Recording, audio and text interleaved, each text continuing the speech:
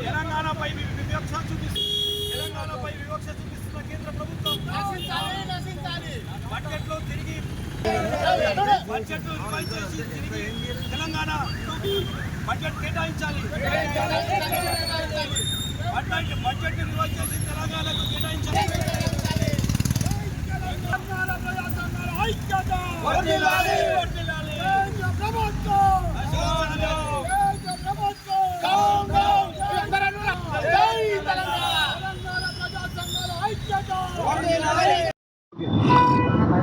నేడు వందల మంది విద్యార్థులు బలిదానాల తర్వాత సాధించుకున్న తెలంగాణ ఈరోజు కేంద్ర ప్రభుత్వ మొండి వైఖరి వల్ల, కేంద్ర ప్రభుత్వ నిరంకుశ మొండి వైఖరి వల్ల తెలంగాణ తీవ్రంగా అన్యాయం అయిపోతోంది. ఏదైతే ప్రభుత్వము నిన్న ప్రవేశపెట్టిన బడ్జెట్లో పూర్తిగా తెలంగాణను విస్మరించింది, పూర్తిగా తెలంగాణ పట్ల వివక్ష చూపిందని నిన్న బడ్జెట్లో ఖచ్చితంగా మనం చూడాల్సిన అవసరం ఉంది. మిగతా ఆంధ్రప్రదేశ్ కానీ వేరే రాష్ట్రాల్లో ఈరోజు బడ్జెట్కు పెద్దపీట వేయడం జరిగింది. ఈరోజు 8 ఎంపీలు ఇచ్చిన తెలంగాణకు ఈరోజు మొండి చేయి చూపించడం జరిగింది. ఈరోజు తెలంగాణ ప్రజల ఆకాంక్షలను మొత్తం నిర్వీర్యం చేయడం జరిగింది.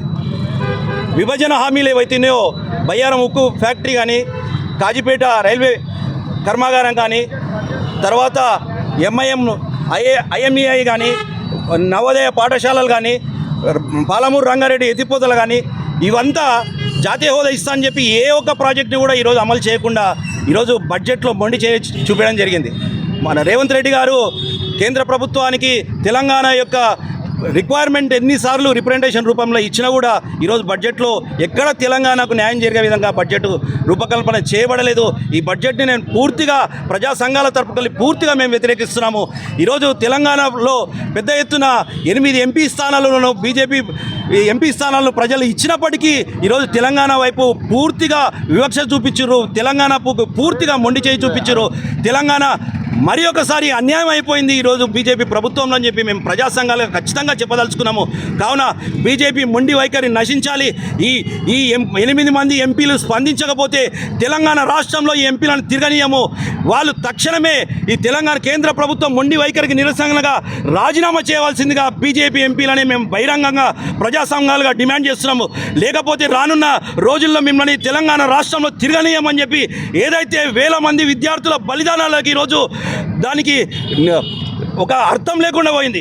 ఇంతమంది ప్రాణాలను పణంగా పెట్టుకుని సాధించుకున్న తెలంగాణకి ఈరోజు బీజేపీ ప్రభుత్వం మొండి చేయి చూపించడం జరిగింది. ఇకనైనా ప్రజల మేల్కొనండి. ఈరోజు మనము ఏదైతే ఆకాంక్షల కోసం తెలంగాణ సాధించుకున్నామో ప్రత్యక్షంగా పరోక్షంగా మళ్ళీ మన యొక్క ఆకాంక్షలను దెబ్బకొట్టడం జరిగింది ఈ బీజేపీ ప్రభుత్వం.